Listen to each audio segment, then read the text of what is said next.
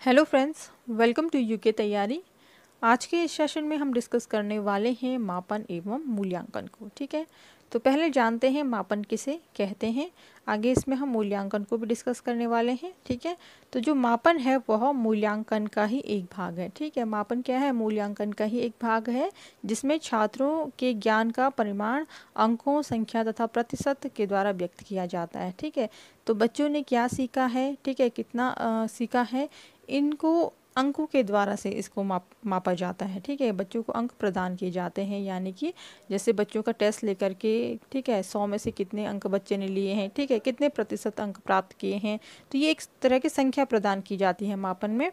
फिर है मापन का जो प्रत्यक्ष संबंध है वो परिणाम अथवा मात्रा से है। ठीक है, कितनी मात्रा में, यानी कि बच्चे के जो सीखने का लेवल है, बच्चे ने कितना सीखा है, कितना अचीव किया है, तो उसको एक मात्रा के रूप में देखा जाता है। फिर है मापन एक प्रमाणीकरण की प्रक्रिया है। तो मापन क्या होता है? प्रमाणीकरण की एक प्रक्रिया होती है, यानी कि बच्चे का रिजल्ट क्या है, बच्चे ने जो जो बच्चे को सिखाया गया है उसका फाइनल रिजल्ट क्या निकल के आया है, तो वो मापन के द्वारा देखा जाता है।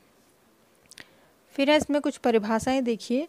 स्टीवेंसन के अनुसार मापन के लिए स्वीकृत नियमों के अनुसार वस्तुओं को एक अंक प्रदान करने की प्रक्रिया है। ठीक है, वस्तुओं को कोई भी अंक प्रदान करने की प्रक्रिया कहा है स्टीवेंस ने।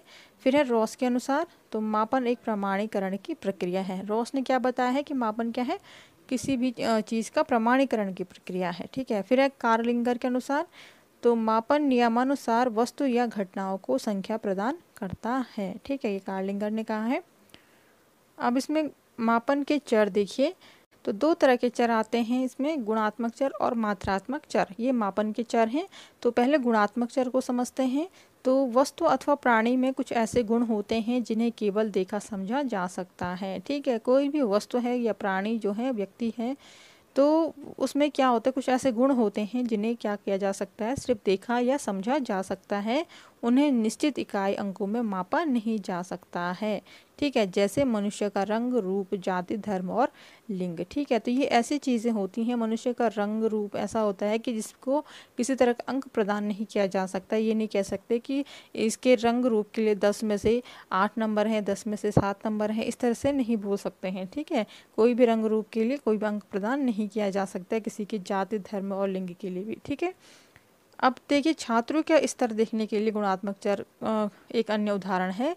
छात्रों का जो कक्षा स्तर देखना है यदि, ठीक है, बच्चों का पढ़ने का, सीखने का जो लेवल चेक करना है, तो वहाँ पर एक इस चर को देखा जा सकता है। इस चर पर छात्रों को निम्न, औसत और उच्च स्तर के छात्रों के रूप में वर्गीकृत किया जा सकता है। तो बच्चों का स्तर देखने के लिए, ठीक है, उसका रंग, रूप, आकार देखने के लिए नहीं, बल्कि स्तर देखने के लिए गुणात्मक चर का उपयोग किया जा सकता है कि बच्चा निम्न तरह से सीख रहा है, मतलब कम सीख रहा है, पिछड़े स्तर का बालक है, या औसत रूप से सीख रहा है, या बहुत उच्च स्तर से सीख रहा है। ठीक है, तो इन स्तर को देखने के लिए गुणात्मक चर को प्रयोग किया जाता है। अब इसमें आता है मात्रात्मक चर। ठीक है, तो इसमें क्या है कि वस्तुओं अथवा प्राणियों के कुछ ऐसे गुण होते हैं जिन्हें मात्रा में मापा जा सकता है। ठीक है, नाम से ये मात्रात्मक चर है। तो इसको क्या किया जाएगा, इसमें जो वस्तु होंगे या प्राणी होगा कोई भी, तो उसके किसी गुण को मापा जा सकता है मात्रात्मक चर में। जैसे मनुष्यों की लंबाई हो गई, ठीक है, भार हो गया, मनुष्य के इन गुणों को ही मात्रात्मक चर कहते हैं। ठीक है, लंबाई चौड़ाई नापना एक क्या होता है, उसको मापा जा सकता है, एक मात्रा में उसको देखा जा सकता है कि जो मनुष्य है उसकी लंबाई इतनी है, ठीक है, वो इतने लंबा है, उसका भार इतना है, ये इस तरह से देखा जा सकता है। और मात्रात्मक चर जो होते हैं वो भी दो तरह के होते हैं, सतत चर और असतत चर। ठीक है, तो जो सतत चर है, यह चर किन्हीं दो लगातार मात्रात्मक पूर्णांकों के बीच किसी भी मात्रात्मक मान के भी हो सकते हैं। ठीक है, जो ये सतत चर होता है वह क्या होता है कि दो जो मात्रात्मक पूर्णांक होते हैं, ठीक है, उनके बीच का ये मात्रात्मक मान बताता है। जैसे व्यक्ति की लंबाई, ठीक है, किसी व्यक्ति की जो लंबाई है वो आवश्यक नहीं होती है कि वह पूर्णांक ही हो, यानी कि पूरे अंकों की हो। 170 सेंटीमीटर के बाद 171 सेंटीमीटर हो सकती है, मतलब 171 सेंटीमीटर ही हो ऐसा ज़रूरी नहीं है। 170.1 हो सकता है, 170.2, 170.3, इस तरह से हो सकता है। यानी कि पूरा जो अंक होता है वो यानी कि पूर्णांक नहीं हो सकता है, ज़रूरी नहीं है। ठीक है, सतत चर में ये होता है। अब नेक्स्ट जो आता है वो है असतत चर। तो असतत चर जो है वो चरों की श्रेणी में मात्रात्मक चर आते हैं। इस जो असतत चर है उसकी श्रेणी में क्या आते हैं, मात्रात्मक चर आते हैं जो सदैव पूर्णांकों में ही मापे जाते हैं। ठीक है, असतत चर में पूर्णांक में मापे जाते हैं, मतलब फिक्स डिजिट होती है संख्याओं की, ऐसा नहीं कि पॉइंट में आएगा। ठीक है, जैसे छात्रों की संख्या हो गई। ठीक है, छात्रों की संख्या कक्षा में 40 बच्चे हैं तो 40 बच्चे हैं, ऐसे 40 दशमलव इतने बच्चा ऐसे तो नहीं आएगा ना। 40 बच्चे हैं तो वहाँ पे 40 ही बच्चे होंगे। ठीक है, 50 बच्चे हैं तो 50 बच्चे हैं। परिवार में बच्चों की संख्या, ठीक है, 5 है, 6 हैं, 10 हैं, कितने परिवार के बच्चे हैं पूरे देखेंगे तो इसमें पॉइंट नहीं आएगा। ठीक है, पुस्तक में पृष्ठों की संख्या, तो ये क्या होता है, असतत चर होता है। ठीक है, और ये देखिए जो असतत चर है वो से क्या कहते हैं, खंडित चर भी कहते हैं। अब इसमें आगे है मापन के स्तर। ठीक है, तो अलग अलग स्तर होते हैं मापन के। तो जो पहला स्तर है वो आता है नामिक स्तर। यह मापन की प्रारंभिक अवस्था होती है। यह सबसे कम शुद्ध स्तर माना जाता है क्योंकि इसमें संख्या कम या अधिक का बोध नहीं होता है। ठीक है, नामिक स्तर में संख्या के कम या अधिक का पता नहीं चलता है, बल्कि नाम आदि के आधार पर तुलना की जा सकती है, जैसे छात्रों को विभाग अथवा लिंग के आधार पर विभाजित करना है। ठीक है, छात्रों का कौन सा विभाग है, वो कला संकाय के, विज्ञान संकाय के हैं। ठीक है, इस आधार पर उनका मतलब तुलना की जा सकती है, उनमें उनका स्तर मापा जा सकता है। उनके लिंग के आधार पर लड़का है, लड़की है। ठीक है, तो इसके स्तर पर उनको मापा जा सकता है। फिर नेक्स्ट आता है क्रमिक स्तर। इसका संबंध नाम से न होकर पद क्रम का पता लगाने से होता है। इसका स्वरूप भी वैसे तुलनात्मक होता है, परंतु नामिक स्तर की तरह इसमें भी संख्या को जोड़ा या घटाया नहीं जा सकता, बल्कि अंतर जानने के लिए जो संख्या है उनको गिना तथा तुलना की जा सकती है। ये क्रमिक स्तर में आता है। इसमें जो रेटिंग स्केल, माध्यिका, क्रमांतर, सहसंबंध सांख्यिकी विधियों का प्रयोग किया जाता है। ठीक है, अब इसमें नेक्स्ट आता है समान अनुपात स्तर। तो जो ये स्तर है यह नामिक और क्रमिक से थोड़ा बहुत शुद्ध है। ठीक है, थोड़ा अधिक शुद्ध है, मतलब इन दोनों से थोड़ा अधिक शुद्ध है, क्योंकि इसमें संख्याओं को जोड़, घटाना तथा गुणा भाग किया जा सकता है। इसका संबंध कालांतर तथा दूरियों से होता है। इस स्तर में शून्य मान होता है। इसमें आंकड़ों या प्रथमता का विश्लेषण मध्यमान, प्रमाणित विचलन तथा सहसंबंध आदि विधियों द्वारा किया जाता है। ठीक है, तो ये समान अनुपात स्तर होता है जिसका प्रयोग कहाँ किया जाता है, दूरियों को देखने के लिए। ठीक है, जो समय काल है उसे देखने के लिए। ठीक है, इसको मापा जाता है, इसमें गुणा भाग किया जा सकता है। अब नेक्स्ट आता है अनुपात स्तर। ठीक है, तो 4 स्तर होते हैं मापन के, लास्ट वाला है अनुपात स्तर। तो यह मापन का सबसे शुद्ध स्तर माना जाता है। इसमें इकाइयां समाप्त होती हैं तथा शून्य को सम्मिलित किया जाता है। भौतिक विज्ञान में तापक्रम, भार, आयतन आदि के मापन में इसका प्रयोग किया जाता है। ठीक है, इसमें शून्य का प्रयोग किया जाता है अनुपात स्तर में, और इसमें क्या होती है, जो इकाइयाँ हैं वो समाप्त हो जाती हैं। यह सबसे शुद्ध स्तर में माना जाता है मापन का। ठीक है, और इस तरह से इसको देखा जाए तो ये भौतिक विज्ञान में जैसे तापक्रम हो गया, कितना ताप है, ठीक है, भार कितना है, आयतन कितना है, यह देखने के लिए इसका इस्तेमाल किया जाता है। अब आता है इसमें मापन प्रक्रिया के कार्य। ठीक है, तो कौन से कार्य होते हैं मापन प्रक्रिया के, तो जो पहला कार्य होता है वो होता है पूर्व अनुमान, यानी कि मापन के द्वारा बच्चे का पूर्व अनुमान लगाया जा सकता है बच्चे के भविष्य को लेकर के। ठीक है, बच्चे ने पिछली कक्षाओं में क्या परफॉर्मेंस दी है, इसके आधार पर जो मापन किया जाता है, तो उसके आधार पर ही आगे देख सकते हैं कि बच्चा किस विषय को चुनेगा। ठीक है, बच्चा किस क्षेत्र में आगे बढ़ेगा। ठीक है, बच्चे की रुचि क्या है, बच्चा किस विषय में अच्छा परफॉर्म कर रहा है, किस में नहीं कर रहा है। ठीक है, तो ये विषय के चयन को लेकर के सहायता करता है। और कक्षा में बच्चे का लेवल क्या है, बच्चा उच्च स्तर का है, निम्न स्तर का है, या औसत रूप से वह सीख रहा है, तो यह भी देखने में मदद करता है मापन। फिर आता है इसमें निदान। तो निदान में क्या होता है कि बच्चे के जो समस्याएं हैं उनका निदान मापन के द्वारा किया जाता है। बच्चे किन वजहों से नहीं सीख पा रहा है, क्या कमियां बच्चे में रह गई हैं सीखने में, तो इनका भी निदान यानी कि उपचार किया जाता है। फिर है इसमें तुलना। तो मापन के आधार पर बच्चे की तुलना की जाती है, बच्चे ने क्या सीखा है, कैसे उसने अंक प्राप्त किए हैं, कितना प्रतिशत अंक प्राप्त किए हैं, तो इसको लेकर के तुलना की जा सकती है। फिर है इसमें शोध कार्य, ठीक है।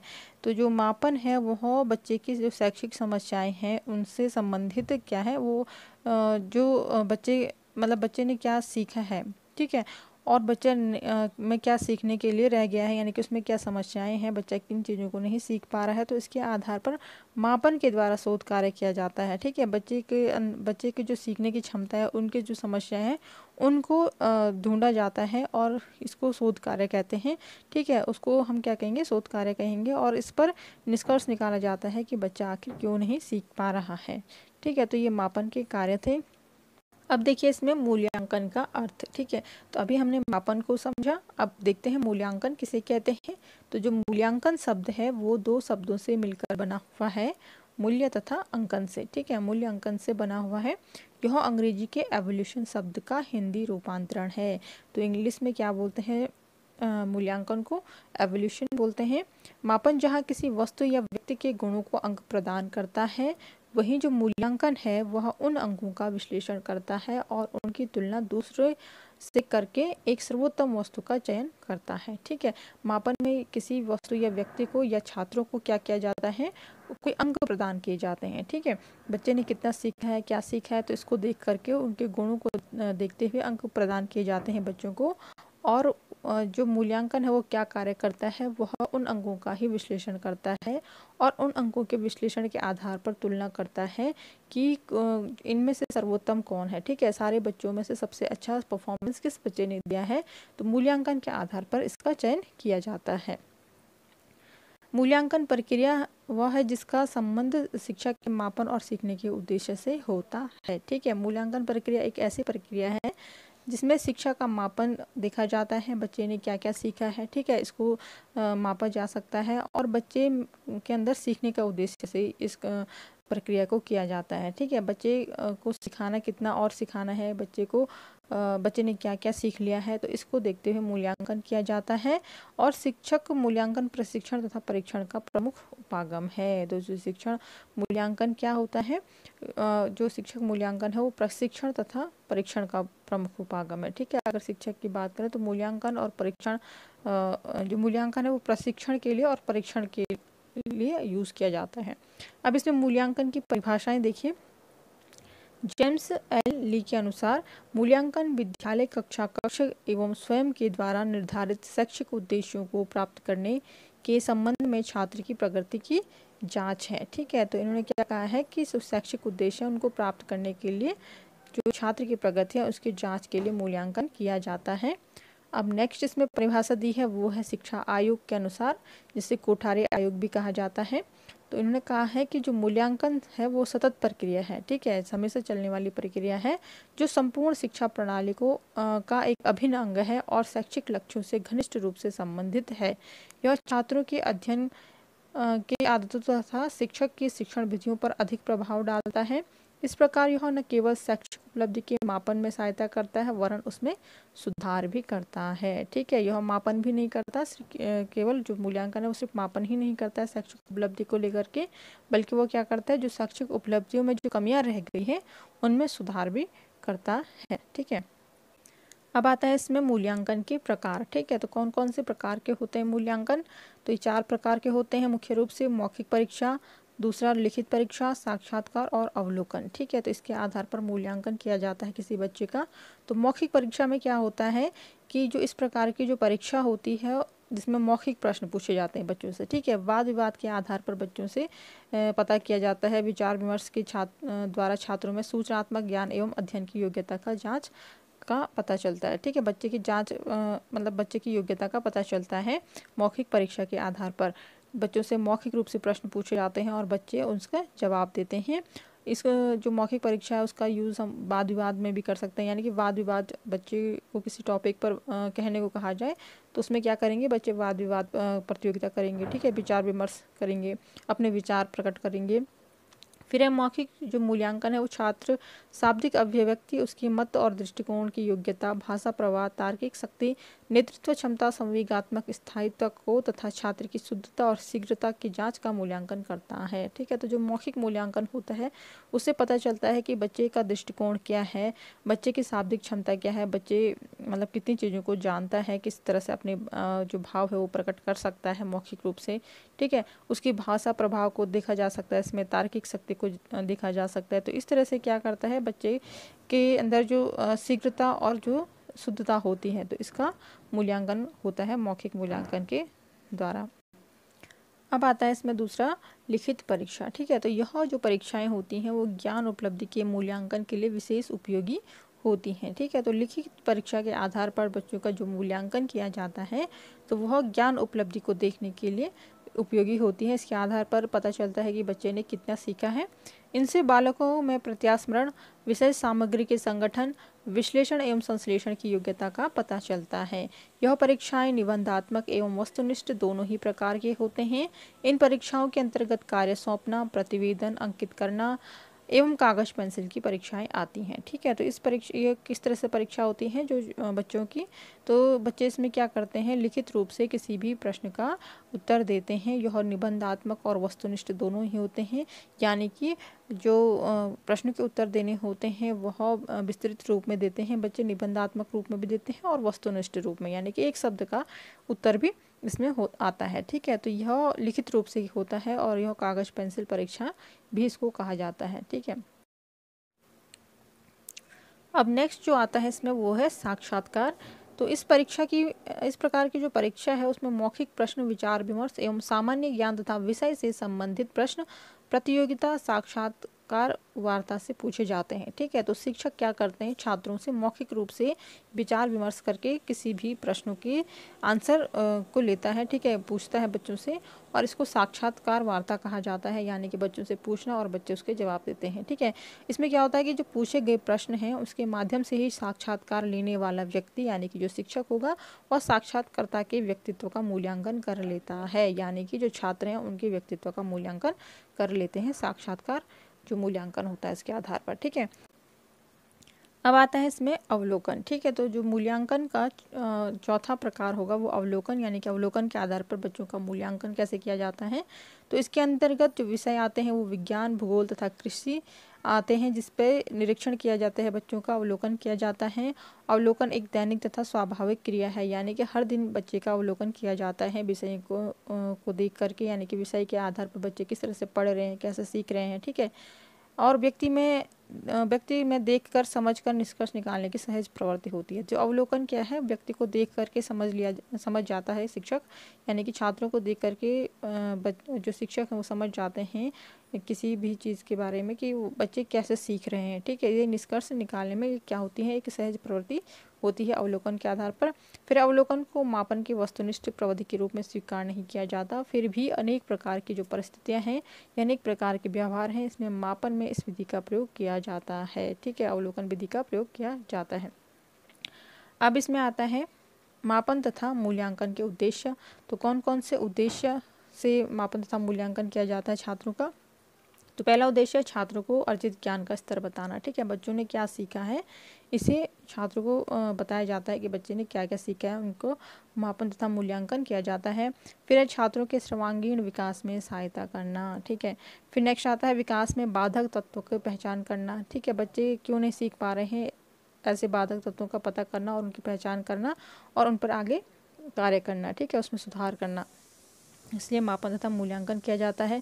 फिर छात्रों को व्यक्तिगत आवश्यकताओं के अनुरूप शिक्षा सुविधाएं उपलब्ध कराना। ठीक है, छात्रों का जो व्यक्तिगत आवश्यकता, यानी कि हर एक बच्चे अलग अलग तरीके से सीखते हैं, तो उनको देखते हुए शिक्षा सुविधाएं उपलब्ध कराना, इस वजह से जो मापन एवं मूल्यांकन किया जाता है। फिर आता है इसमें छात्रों में स्वस्थ प्रतियोगिता की भावना विकसित करना। ठीक है, बच्चे क्या ना करें, बच्चे नकल ना करें, बच्चे एक दूसरे को देख करके सीखें। ठीक है, और बच्चे अपने आप क्या करें, प्रतियोगिता को लेकर के आगे अपने आप तैयारी करें। तो इसको देख करके वो स्वस्थ प्रतियोगिता की भावना बच्चों के अंदर विकसित करने के लिए मापन तथा मूल्यांकन किया जाता है। फिर यह अधिगम को सहज बनाकर शिक्षण को आनंददायी बनाना। ठीक है, बच्चे को बोझ न लगे शिक्षण बल्कि क्या हो, शिक्षण और भी आनंददायी लगे, जिसमें बच्चे अच्छी तरह से सीख सकें, सहज रूप से सीख सकें। फिर शिक्षण विधियों में विकास का आधार तथा नवीन सामग्रियों के चयन को प्रोत्साहित करना। ठीक है, जो शिक्षण विधियाँ होती हैं नई नई, तो उसका विकास के आधार पर नई सामग्रियों के चयन को प्रोत्साहित करता है जो मापन एवं मूल्यांकन है।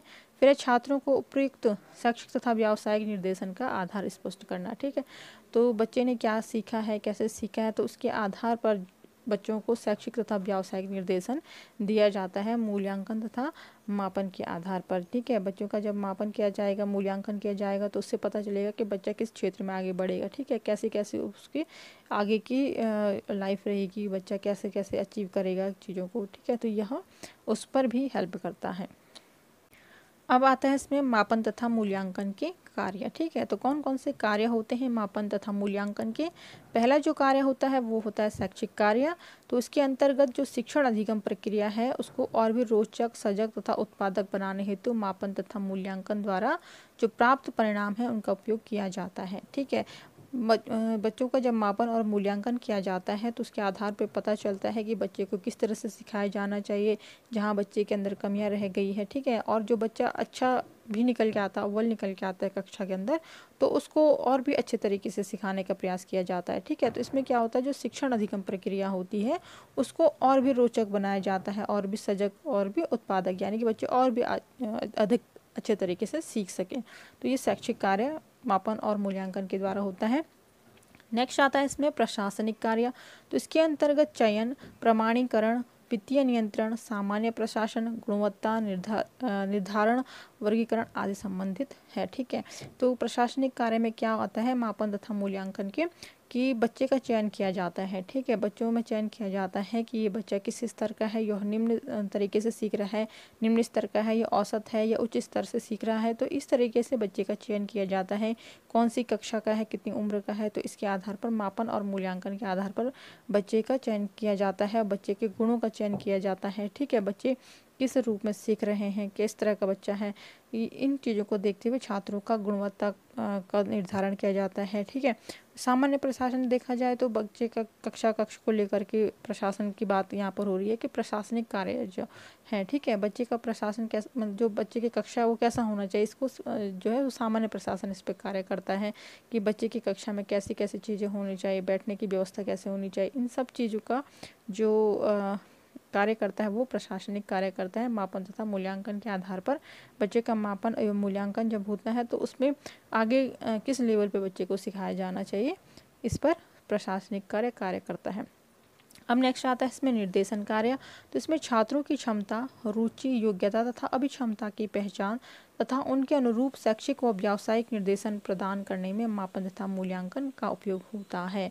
ठीक है, तो बच्चों का जो क्षमता है वो चेक किया जाता है मापन तथा मूल्यांकन के आधार पर, और बच्चे आगे और अच्छे से सीख सकें तो उनकी जो क्षमता है उनको क्षमता के आधार पर उनकी रुचि को देखते हुए, ठीक है, और उनकी योग्यता को देख करके बच्चे को क्या किया जाता है, शैक्षिक जो निर्देशन है वो दिए जाते हैं कि बच्चे को ये कहा जाता है कि आपने इस सब्जेक्ट में अच्छी मेहनत करनी है। ठीक है, आगे चल करके आप इस व्यवसाय को ले सकते हैं, इस क्षेत्र में आप आगे बढ़ सकते हैं। तो इस तरह का जो निर्देशन है वो शिक्षक के द्वारा छात्रों को प्रदान किया जाता है मापन तथा मूल्यांकन के आधार पर। ठीक है, तो फ्रेंड्स ये था मापन तथा मूल्यांकन। नेक्स्ट वाली वीडियो में हम इसमें जो पद्धतियाँ होती हैं, मूल्यांकन पद्धतियाँ, सतत एवं व्यापक जो मूल्यांकन है उसे हम डिस्कस करेंगे। वीडियो अच्छा लगा तो प्लीज़ लाइक, शेयर, सब्सक्राइब कर दीजिए चैनल को। वीडियो की नोटिफिकेशन आप तक सबसे पहले पहुंच सके इसके लिए बेल आइकन भी दबा दीजिए।